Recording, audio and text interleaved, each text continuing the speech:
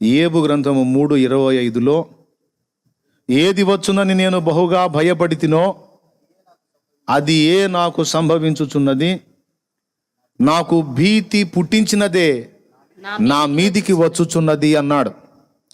ఎందుకు ఏది వచ్చునని బహుగా భయపడ్డానో అనే మాట వాడాడు అంటే, యోబుని దేవుడు అన్ని విధాలా ఆశీర్వదించాడు. 10 మంది పిల్లల్ని ఇచ్చాడు, చక్కని భార్యనిచ్చాడు, దాసదాసి జనాంగాన్ని ఇచ్చాడు, ఎడ్లని, ఒంటల్ని, పొలాల్ని.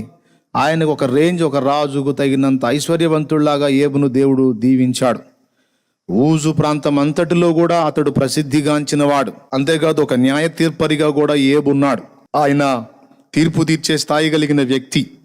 ఎవరైనా వివాదం ఉంటే యోబు దగ్గరకు వచ్చి పరిష్కారం చేసుకునే పొజిషన్ కలిగినటువంటి వ్యక్తి యోబు.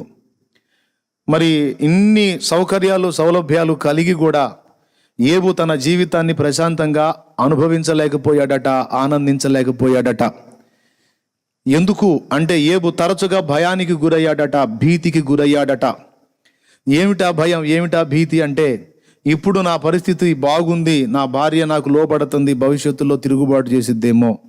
ఇప్పుడు నా పిల్లలంతా 10 మంది క్షేమంగా ఉన్నారు, భవిష్యత్తులో వీళ్ళకేమన్నా అవుతుందేమో. ఇప్పుడు నా దాసదాసి జనాంగం నాకు లోబడుతున్నారు, క్షేమంగా ఉన్నాం, భవిష్యత్తులో వీళ్ళు నన్ను వదిలిపెట్టి పోతారేమో. ఇప్పుడు నా సిరి సంపదలు బాగున్నాయి, భవిష్యత్తులో ఇవన్నీ పోతాయేమో. నా భవిష్యత్తు ఏమవుతుందో, ఇప్పుడున్న ఈ ఘనత, ఇదంతా, ఈ హడావిడంతా భవిష్యత్తులో ఉండదేమో అని తరచూ భయపడుతూ దేవుడు అందించినటువంటి ఆనందకరమైన జీవితాన్ని అనుభవించకుండా ఆవేదనలోనే యోబు బ్రతికినట్టు మనకు కనపడుతుంది. అది కూడా బహుభీతిలో, బహుభయములో బతికానని సాక్షాత్తు యోబే చెప్పాడు. ఇప్పుడు భయపడటం అనేది మంచిదా చెడ్డదా అనేది పరిగణలో తీసుకుంటే, సామెతల గ్రంథంలో అంటాడు, నిత్యము భయము కలిగి ప్రవర్తించేవాడు ధన్యుడు అని, భయపడుట వలన ఉరివచ్చును అంటాడు. ఇక్కడ భయపడొద్దు అని చెప్తాడు, మళ్ళా భయపడు అంటాడు. దాని అర్థం ఏంటంటే, భయపడాల్సింది ఒక్కనికే మనం, భయపడాల్సింది ఒకటి ఉంది, మనం భయపడకూడనివి కూడా కొన్ని ఉన్నాయి. ఇంతకీ భయపడటం ఎవరికి భయపడాలి? నిత్యము భయము కలిగి ప్రవర్తించువాడు ధన్యుడు అన్నాడు కదా. ఏ భయము కలిగి ప్రవర్తించువాడు అంటే, మనం కలిగి ఉండాల్సిన భయం ఒకే ఒకటి, ఒక్కని మీద ఏంటంటే దేవునికి భయపడాలి. దేవునికి భయపడిన వాడు అక్రమాన్ని చేయడానికి ఇష్టపడ్డాడు. దేవునికి భయపడిన వాడు పొరుగువాని దాన్ని ఆశించడానికి ఇష్టపడ్డాడు. దేవునికి భయపడిన వాడు అవినీతికి పాల్పడడు. దేవునికి భయపడిన వాడు నీచ కృత్యాలు చెయ్యడు. కాబట్టి మనం ఈ ఒక్క విషయంలో, అమ్మో నేను దేవునికి భయపడువాడను, నేను దేవునికి భయపడాలి అనే విషయాన్ని ఎవరైతే గుర్తుపెట్టుకుని నిత్యము దేవుని భయం కలిగి ప్రవర్తిస్తారో వారు ధన్యులు. అది వాళ్లకు ఎంతో క్షేమం, ఎంతో క్షేమం. సింపుల్గా చెప్పాలంటే, నీవు దేవునికి భయపడే విషయంలో జాగ్రత్త కలిగి ఉంటే ఇక దేనికి భయపడాల్సిన అవసరం లేదు, ఎవ్వరికి భయపడాల్సిన అవసరం లేదు. కానీ మనుషులు రివర్స్, భయపడాల్సిన వాడికి భయపడరు, భయపడాల్సిన వాడి దగ్గర ఏం చేతులాడుతుంటారు. ఇక భయపడకూడని వ్యర్థమైన వాటన్నిటి విషయమే గందరగోళం అయిపోతూ ఉంటారు. ఇది రివర్స్ అన్నమాట. మనం దీన్ని జాగ్రత్తగా ఆలోచించాలి. దేవునికి భయపడి దేవునికి అనుసరణలో బ్రతకడానికి ఇష్టపడిన వాడు దేనికి భయపడడు అని చెప్పడానికి మనకి షడ్రకు, మేషకు, అబేద్నెగోల ఉదంతం, దానియేలు యొక్క ఉదంతం, పౌలు, పేతురు ఇత్యాది భక్తుల ఉదంతాలు మోస్తున్నాయి. రాజువైన నెబుకద్నెజరు మమ్మల్ని పట్టి బంధించి వేడిమి గల ఈ అగ్నిగుండంలో పడవేస్తే మమ్మల్ని కాపాడుకోలేనంత అసమర్థుడు కాదు మా దేవుడు. ఇందును గూర్చి నీకు సమాధానం చెప్పవాలన్న చింత మాకు లేదు అన్నారు. ఒక చక్రవర్తి అయిన, ఒక సాధారణ రాజు కాదు, అనేక మంది సామంత రాజుల్ని కలిగిన ఒక చక్రవర్తి స్థాయి వ్యక్తి నెబుకద్నెజర్ అంటే. రాజుకే వణికి చేస్తారు జనం, చక్రవర్తిని కూడా లెక్క చేయాల. ఏడిసావు పోవాయి అన్నారు. వాడు బెదిరించకపోయినట్టయితే మహారాజా అనేవాళ్ళేమో, వాడు బెదిరించేసరికి రాజు అయిన నెబుకద్నెజర్ అన్నారు. మనకు అనిపిస్తుంది, ఏమిట్రా వీళ్ళ మిడిమేళం అనిపిస్తుంది. కాస్త భయం ఉండొద్దా, కాస్త జాగ్రత్త ఉండొద్దా అని. హద్దుల్లో ఉన్నంత వరకు విధేయత కలిగి ఉంటాం, జాగ్రత్తగా ఉంటాం. హద్దులు దాటితే లెక్క చేయం ఎవడిని అనేది వాళ్ళు కనపరుస్తూ ఉన్నారు అక్కడ. ఎందుకంటే మేము భయపడాల్సింది ఎవరికో అతనికి భయపడుతున్నాం కాబట్టి ఇంకెవరికి దేనికి భయపడవు. ఏం చేస్తావు? అగ్నిగుండంలో వేస్తావు. అయ్యి నువ్వు వేస్తే మా దేవుడు కాపాడలేడా? కాపాడకపోతే చేస్తాం. ఏంటంట? అయ్యి ఇందును గూర్చి నీకు సమాధానం చెప్పవాలన్న చింత మాకు లేదన్నారు. మండిపోయింది రాజుకి. ఎంత అహంకారం రా మీకు! ఏం చూసుకొని రా మీకు ఇంత కండ కావరం, ఏం చూసుకొని రా మీ అంతు తేలుస్తానని 7 ఇంతలు ఎక్కువ చేయండి రా అగ్నిగుండాన్ని అన్నాడు. ఒక లారీ కట్టెలతో మండుతుంది అనుకో, 7 లారీల కట్టెలు అంత గుండం చేయండి రా అన్నాడు. ఎందుకు? కోపం వచ్చింది రాజుకి. వీడు అంతు తేలవాలనుకున్నారు. చేసుకో. వీళ్ళేం స్పందన లేదు, అలాగే మౌనంగా ఉన్నారు. గుండం ఎక్కువ అయిపోయింది. పిలిచాడు, యోధుల్ని 3 పిలిచాడు. కట్టేసేయండి రా వెళ్ళండి అన్నాడు. కట్టేశారు. వస్త్రాలతోనే అలాగ తీసుకెళ్ళేసేసేయండి అన్నాడు. తీసుకెళ్ళి ఆ అగ్నిగుండం దగ్గరికి పోయి ఇసిరేశారు. గుండంలో వేయాలంటే దగ్గరికి పోవాలిగా. పరిగెత్తుకుంటూ వీళ్ళని మోసుకొని పరిగెత్తుకుంటూ గుండం దగ్గరికి వెళ్ళి గుండంలో విసిరేశారు. విసిరిన వాళ్ళు ఏమో లోపల పడ్డారు. వేయబడ్డ వాళ్ళు లోపల పడ్డారు, విసిరిన వాళ్ళు అక్కడే పడ్డారు. అంత భయంకరమైన తీక్షణమైన వేడితో వీళ్ళని విసరటానికి భుజాల మీద ఎత్తుకొని పరిగెత్తుకుంటూ తీసుకొచ్చి గుండంలో విసిరారు. చూడండి, ఆ విసిరినటువంటి 3 అక్కడికక్కడే చచ్చిపోయారు. 7 అంతల అగ్ని మండుతుందంటే మరి దాని దగ్గరకు పోయి వీళ్ళని విసరాలంటే వీళ్ళు గాలిపోయారు. కానీ గుండంలో పడ్డవాళ్ళు మాత్రం వాక్యం చెబుతుంది వాళ్ళ వెంట్రుక కూడా గాలలేదని. వాళ్ళ వెంట్రుక కూడా కాలలా, వాళ్ళ వస్త్రాలు సైతం అగ్ని వాసన లేవు. ప్రశాంతంగా చక్కగా గుండంలో తిరుగుతూ ఉన్నారు. కాసేపు ఆగిన తర్వాత అయిపోయారు బడుద్దాయిలు, నాతో పెట్టుకుంటారా, బూడిదైపోయి ఉంటారని రాజు చూశాడు. బూడిద లేదు, పాడు లేదు. విసిరినోళ్ళు ఏం బూడిదైపోయారు. విసరబడ్డ వాళ్ళు షడ్రకు, మేషకు, అబేద్నెగోలేమో చక్కగా గుండంలో తిరుగుతూ ఉన్నారు ఆహ్లాదంగా. ఆశ్చర్యపోయి తన అధికారిని పిలిచాడు. మనం ఎంతమందిని వేసాం గుండంలో అంటే 3 నయ్యగారు, షడ్రకు, మేషకు, అబేద్నెగోలు అంటే. మరి ఏందిరా నాకు 4 కనపడుతున్నారు అన్నాడు. మనం విసిరింది 3 కదా, వాళ్ళతో పాటు ఇంకొకడు కనపడుతున్నాడు. అతడు దేవా ఎలాగున్నాడంట? దేవతలను పోలినవాడు, తెల్లని ధగాయమానమైన వస్త్రములను ధరించుకొని ఆ 3తో కలిసి తిరుగుతున్నాడు. ఎవరతడు?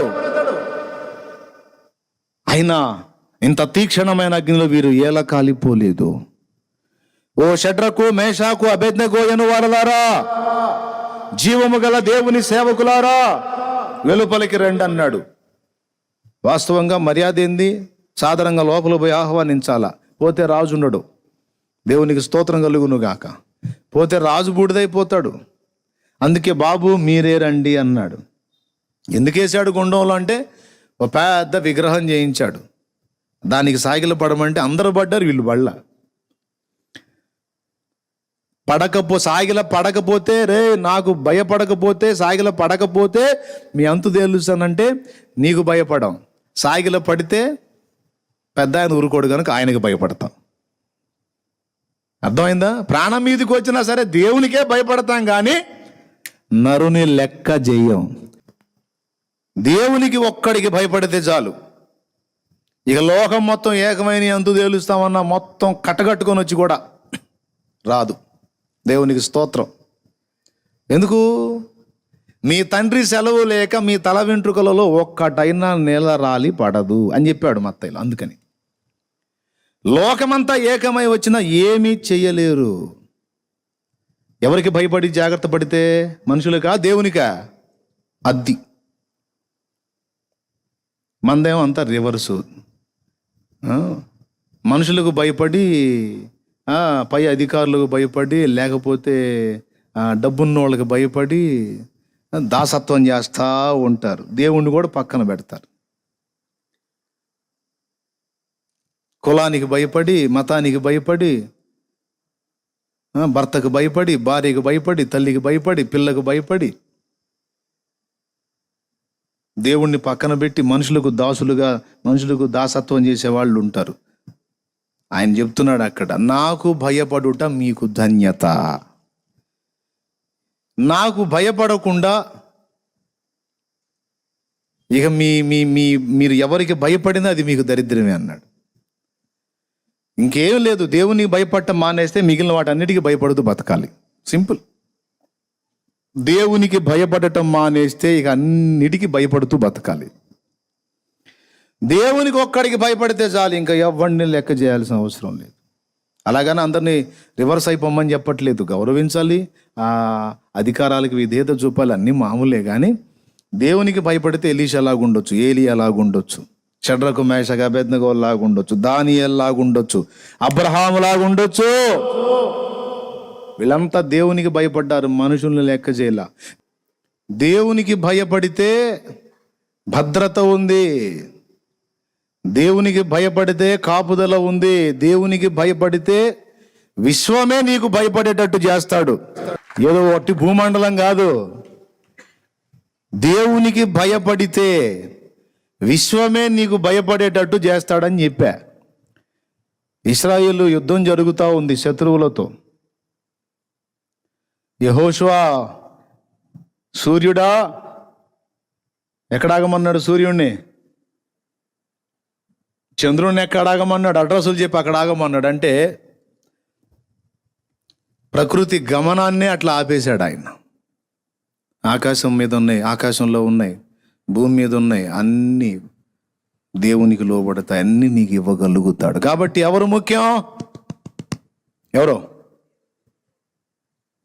రాజుగారు పుట్టినరోజుకి రాజ్యం మొత్తానికి దండోరా వేయించి రాజ్యంలో ఉన్న సకల ప్రజలకు శుభవార్త. రాజుగారి పుట్టినరోజు సందర్భంగా రాజుగారు అందరికీ బహుమతులు ఇవ్వగోరారు. అందరూ కూడా చక్కగా వచ్చి మరి వజ్ర వైఢూర్య మరకత మాణిక్య గోమేద పుష్యరాగ ఇత్యాది విలువైనటువంటి రాండ్లన్నీ కూడా బస్తాలలో నింపబడి ఉంటాయి. చక్కగా వచ్చి ఒక్కొక్కరు గుప్పెడు. అవన్నీ ఆడ దొరుకుతాయి ఇప్పుడు అంటే అప్పట్లో ఏమండి, అప్పట్లో దొరికినప్పుడు అనుకోండి, దొరికినప్పుడు రాజుగారు అంతఃపురంలో ఎందుకు, రాజుగారి ఖజానాలో ఎందుకుంటే మస్తు ఉంటాయి. శ్రీకృష్ణదేవరాయల కాలంలో వజ్రాలు రత్నాలు రాసులుగా పోసి అమ్మారని లేదు, భారతీయ చరిత్రలో లేదు.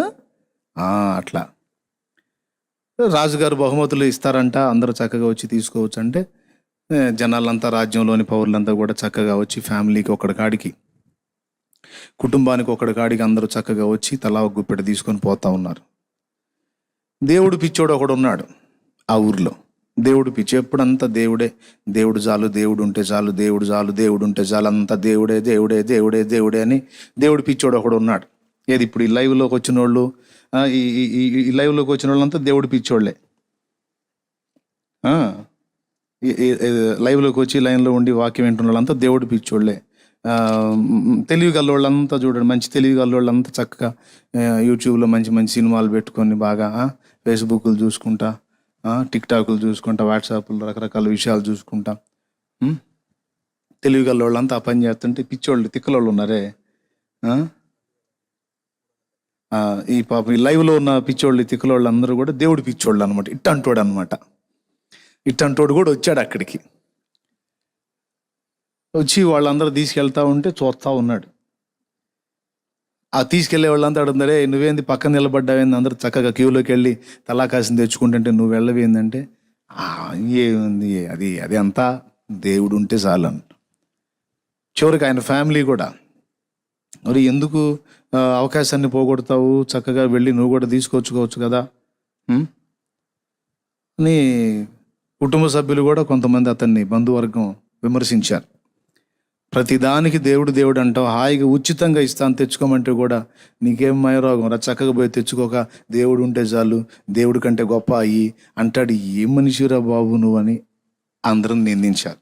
ఏం పట్టించుకోవాలా, మీ బొంద దేవుడు దేవుడు ఆయన ఎక్కడ అని అట్లా దేవుళ్ళు ఆనందిస్తున్నాడు.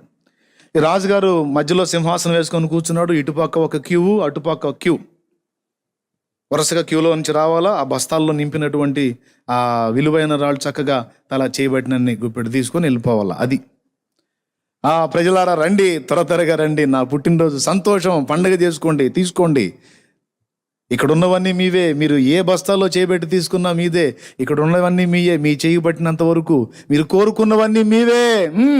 తీసుకెళ్ళండి, మీరు కోరుకున్నవన్నీ మీవే అంటున్నాడు.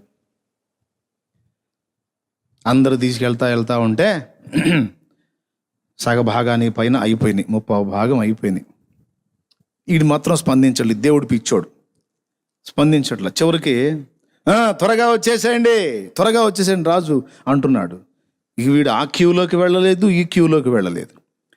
దిగులు లేచి పెకపెక నడుచుకుంటూ వచ్చేసి రాజుగారి దగ్గరికి వచ్చి రాజుగారు చేయబట్టుకున్నాడు. పోయి, నీవేమి నా చేయి పట్టుకుంటివి? అటుపక్క వజ్రాలు, ఇటుపక్క మాణిక్యాలు, రత్నాలు ఇవన్నీ ఉంటే అవి తీసుకోకుండా నా చేయి పట్టుకున్నావు ఎందుకంటే, మహారాజా ఇక్కడ ఉన్నవన్నీ మీ సొంతం, మీరు ఏది పట్టుకున్నా సరే కాదనేది లేదు, తీసుకెళ్ళండి అన్నారు కదా.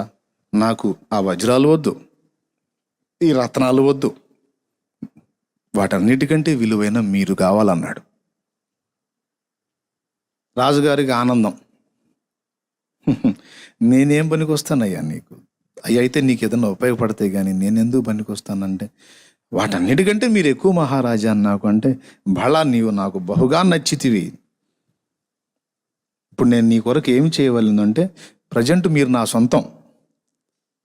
నా సొంతం, అవునా? అవును కదా, మరి ఇప్పుడు నేను చెప్పిందంతా మీరు వినాల్సిందే అన్నాడు. ఇదేమి అంటే, మరి ఇప్పుడు నీవు నా సొంతమైనప్పుడు నేను చెప్పిందంతా నువ్వు వినాలి కదా, నీవు మహా తెలివైన వాని వలె ఉన్నావే అన్నాడు. ఏదోలే, దేవుడు దయ. ఏమంటారు మహారాజా, మాట తప్పుతారా లేకపోతే మాట నిలబెట్టుకుంటారా? ఇక్కడ ఉన్నవన్నీ మీ సొంతం అన్నారు, నాకు ఈ రాళ్ళు రప్పలు వద్దు, నాకు నువ్వు కావాలన్నాను, నా సొంతం అవుతారా లేరా? నీవు నన్ను ఇరికించితివి కదా, సరే నీవు చెప్పినట్లే, కానీ నా చేత వెర్రి పనులు చేయించొద్దన్నాడు. ఏం చేయించును? నీకు వ్యతిరేకమైన ఏం చేయించును? నువ్వు సంతోషపడే చేపిస్తాడు. చెప్పు, నీ కొరకు ఏమి చేయవాలి? తీసుకెళ్ళిన వాళ్ళందరూ తీసుకొచ్చి మళ్ళీ అందులో పోయమని అన్నాడు. మొత్తం తీసుకొని పోయారు కదా, అవి మొత్తం తెచ్చి మళ్ళీ బస్తాల్లో పోయమన్నా. నాకు అవమానం కదా. అవమానం కాదు, ఈ జనం మొత్తానికి ఒక పాఠం నేర్పాలి, మొత్తాన్ని తెచ్చి పోయమని అన్నాడు. ఎవరక్కడ? చిత్తమహారాజ్.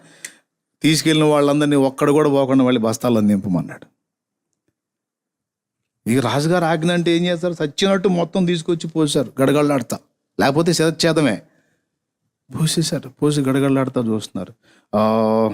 ప్రజలను బాధ పెట్టి తిని నీవు చెప్పినట్లే చేసి తిని ఇంకా ఏమీ చేయవలని అన్నాడు. ఇంకా అంతకంత కావాలి నాకు అన్నాడు. ఇప్పుడు ఎన్ని బస్తాలు అయితే ఉన్నాయో దానికి డబల్ కావాలా, ఖజానాలోంచి తెప్పించండి అన్నాడు. అదేంతా తెప్పిస్తాను అన్నాడు. మొత్తం ఇప్పుడు ఈ బస్తాలు ఆ బస్తాలు మొత్తం తీసుకెళ్ళి ఊరు బయట ఉన్న మా ఇంటికాడ పెట్టమన్నాడు.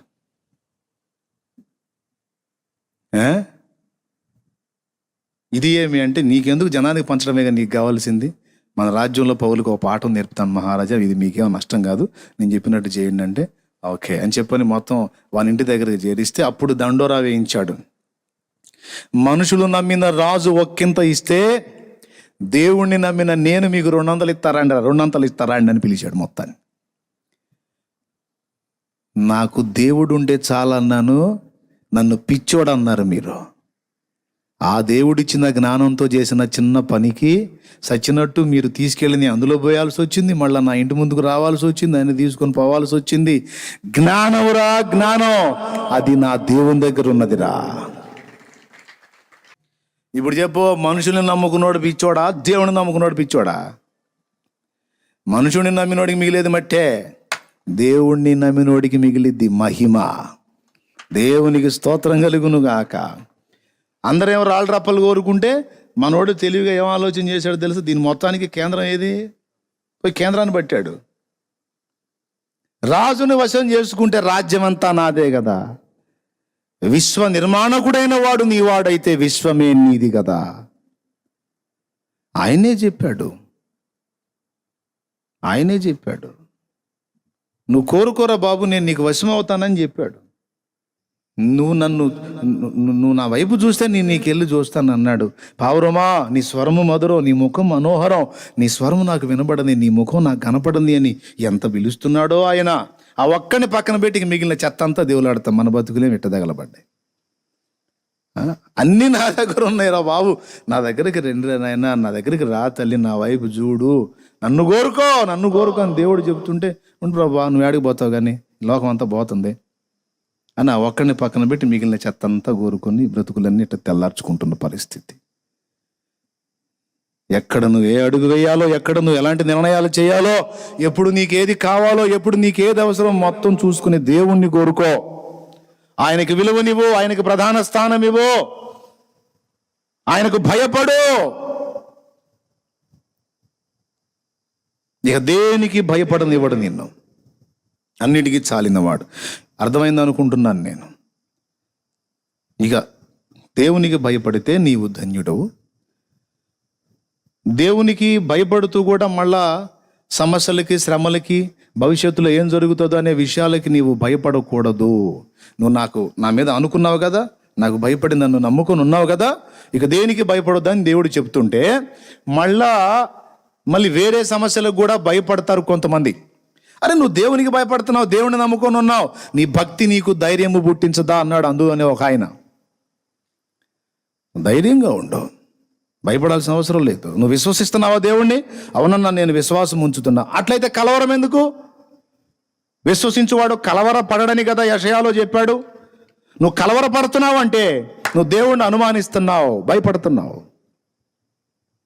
అవిశ్వాసిలాగా ఆలోచిస్తున్నావు. అది దేవుడికి నచ్చదు, కోప్పడతాడు. ఎందుకు నీకంత భయం, ఎందుకు అంత అనుమానం, ఎందుకు నా మీద నీకు నమ్మకం లేదా? వదిలేస్తానా నిన్ను? అన్యాయం చేస్తానా? నీకు నమ్మకం లేదా? ఎందుకు భయపడుతున్నావు? కోప్పడతాడు మర్యాదగా చెప్తే వినకపోతే. ఏబు గతి అదే అయ్యింది. అరే అన్ని సమృద్ధిగా ఇచ్చి నువ్వు మంచోడు ఇరా బాబు, హాయిగా తిని ఆనందపడ్డాను దేవుడు కృప చూపితే ఈ భవిష్యత్తుని గురించి దడుచుకోవటం ఎక్కువైపోయింది. చివరికి ఏమైంది? భయపడటం వలన ఉరి వచ్చాను. భార్య ఏమైద్దో అనుకుంటే భార్య రివర్స్ అయిపోయింది. ఎందుకు బతకాల, సావరాదు అంది. పిల్లలకి ఏమన్నా అయిద్దామంటే మొత్తం పోయారు. దాసదాసి జనాంగం పోతారని మొత్తం పోయారు. ఈ సంపద అంతా పోయిద్దామంటే మొత్తం పోయింది.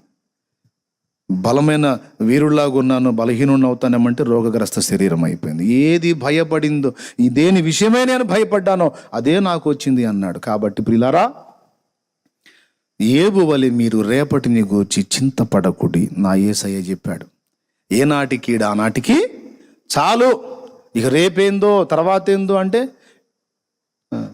రేపటి దాకా ఉంటావా నువ్వు? రేపటి దాకా ఉంటావా? కొంతమంది ముసలోళ్ళు నా దగ్గరకు వచ్చి, అబ్బాయి అయ్యా, మనవడయ్యా, వాడి భవిష్యత్తు ఏందో నాకు అర్థం కావట్లేదయ్యా, వాడి భవిష్యత్తు నాకు అర్థం కావట్లేదు అంటారు. మా నాన్న అంటాడు, సందకాడు తెచ్చేవాడి కోసం సగం పొద్దుగాడు తెచ్చేవాడు ఏడిచాడంట. అంటే అర్థమైందా? సందకాడు అంటే ఏందో, సగం పొద్దు అంటే ఏందో. సందకాడు అంటేనే రాత్రి, సగం పొద్దు అంటే మధ్యాహ్నం. రాత్రిపూట తెచ్చేవాడి కోసం మధ్యాహ్నం తెచ్చేవాడు ఏడిచాడంట. ఇది కామెడీ కదా? ఎవరు ముందు పోయేది? ఎవడి కోసం ఎవడు ఏడవాలా? రాత్రి తెచ్చేవాడు మధ్యాహ్నం తెచ్చేవాడి కోసం ఏడిస్తే అర్థం ఉంది. వాడేమో రాత్రి తెచ్చేవాడు, ఈడేమో మధ్యాహ్నం తెచ్చేవాడు, ఈడేమో వాడి కోసం ఏడుస్తున్నాడు, వాడు రాత్రికి చస్తాడు అని. నా బోటోడు ఏమంటాడు, నువ్వు మధ్యాహ్నానికి చస్తాను, నీ సంగతి ఆలోచించంటాను. దేవునికి స్తోత్రం కలుగునుగా. పిల్లగాడు భవిష్యత్తు అయ్యా. ఎవరు భవిష్యత్తు అంట? మనవడు భవిష్యత్తు అంట. ఏం భవిష్యత్తు ఏందో మరి. ఏం మనవడు భవిష్యత్తు దగ్గరికి పోయింది. నీకు మనవడిని ఇచ్చినోడు ఆ భవిష్యత్తు కూడా రెడీ చేసి పెట్టాడని నమ్మి ప్రశాంతంగా ఉండు. నీకు బిడ్డల్ని ఇచ్చిన వాడు వాళ్ళ భవిష్యత్తు కూడా రాసి పెట్టాడు, చక్కగా దాచిపెట్టాడు, వాళ్ళకి కావాల్సిన వైనంగా సిద్ధపరిచి ఉంచాడు. ఆయా మజిలీల్లోకి వచ్చినప్పుడు అన్నీ అందుతాయి. ధైర్యం తెచ్చుకో. అరే భరోసాగా ఉండో. ఫ్యామిలీకి కూడా చెప్పు, ఏం కాదు, జాబు లేదు, భయపడకు నాన్న, దేవుడు నీకు సిద్ధపరిచే ఉంచుతాడు. ఆ సమయం వచ్చినప్పుడు నీకు అందుతుంది నాన్న. కృతజ్ఞతాస్తుతులు చెప్పు, దేవునికి వెళ్ళి కనిపెట్టు నాన్న, నేను ప్రార్థన చేస్తున్నా, నాకు నమ్మకం ఉందిరా, నా దేవుడు అన్యాయం చేయడానికి నమ్మకం నాకుందిరా, దేవుడు నీ కృపనిస్తాడు బాబు. ఇయ్యకపోయినా స్తోత్రం నాయన, మనమైతే దేవుని మీద ఆధారపడదాం నాయన అని చెప్పు నీ బిడ్డకి. ఏందోనయ్యా మరి ప్రార్థన కూడా చేస్తున్నాను రా, దేవుడికి ఎందుకో నీ మీద దయ కలగట్లేదయ్యా, కనికరం పుట్టట్లేదయ్యా, ఏందోనయ్యా మరి ఏందోనయ్యా, అట్లాంటి చెడిపోయిన వాళ్ళకి కూడా ఉద్యోగాలు వస్తున్నాయా, నీకు రావట్లేదు ఏందో, నీకు ఇది ఒక ఏడుపు. మళ్ళా కొంతమంది వ్యవహారం ఎట్టుంటుందండి, ఇట్లాంటి పనికి మళ్ళీ మాట్లాడకూడదు. నేను ప్రార్థన చేస్తున్నా, నా దేవుని మీద నాకు నమ్మకం ఉంది, విశ్వాసం ఉంది బాబు, దేవుడు తప్పకుండా నీకు ఇస్తాడ్రా. హడ్సన్ టేలర్ తల్లేనా, ఆయన మారు మనసు పొందినప్పుడు ఆమె స్పందించకుండా ఉంది. హడ్సన్ టేలర్ తల్లి అనుకుంటా, సంథింగ్ ఆ దైవజనుడి పేరు గుర్తులేదు, ఆయనే హడ్సన్ టేలరే అనుకుంటాను నేను. ఆయన లోకానుసారిగా ఉన్నాడు. ఒకరోజు వాళ్ళమ్మ వేరే ప్రాంతానికి వెళ్ళి కొద్ది రోజులు ఉండి అక్కడ ఆమె బంధువుల ఇంటికో సంథింగ్ ఎక్కడికో వెళ్ళింది. ఆమె వచ్చేటప్పటికి ఈయన మారు మనసు పొంది ఉన్నాడు. ఆమె వచ్చేటప్పటికి ఈయన మారు మనసు పొంది ఉన్నాడు. నేను మారు మనసు పొందానని మా అమ్మకి చెబితే ఎగిరి గంతేసిద్ది అనుకొని ఆ అమ్మ ఇంటికి సమీపంలోకి వస్తే పరిగెత్తుకుంటూ ఎదురు వెళ్ళి, అమ్మా ఇదిగో నేను మారు మనసు పొందాను, నేను ప్రభువుని నమ్ముకున్నానమ్మా, నేను దేవుని బిడ్డనయ్యాను అంటే ఆమె ఏం స్పందించలేదు. నాకు తెలుసురా అందంట. నాకు తెలుసురా, అదేందిమా అంటే, అవునరా నువ్వు మారేదేంది, నీ తాత అయినా మారాల్సిందే, నేనే ఊరుకున్నాను అనుకున్నా, రోజు మొర్ర పెడుతున్నా, రోజు మొర్ర పెడుతున్నాను రా, నువ్వు మారేదేంది. నా ప్రార్థన మీద నాకు నమ్మకం, నా దేవుడు నా మనవి వింటాడని నా దేవుని మీద నాకు విశ్వాసం ఉంది.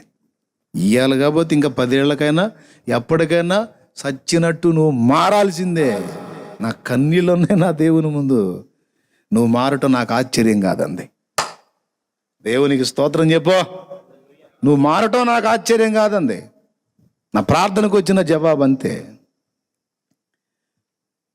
అట్లాంటి నిరీక్షణ, అలాంటి నమ్మకం దేవుని ఎడల మనం కలిగి ఉండాలి. నీ ఆడపిల్లలు కావచ్చు, మగపిల్లలు కావచ్చు, ప్రస్తుతం నీకున్న ఆర్థిక సమస్యలు కావచ్చు, అప్పులు కావచ్చు, అవసరతలకు జవాబు దొరికే మార్గం లేకపోవచ్చు, ఇప్పుడు నిందల పాలై ఉండొచ్చు, నింద మోస్తూ ఉండొచ్చు, అవమాన భారంతో కురింగిపోయి ఉండొచ్చు. నేను చెప్తున్నా, ఇవన్నీ ప్రస్తుతం నువ్వు ఒకవేళ అనుభవిస్తుంటే నీ భవిష్యత్తు కూడా అలాగనే ఉంటుందని నువ్వు ఊహించుకోవద్దు.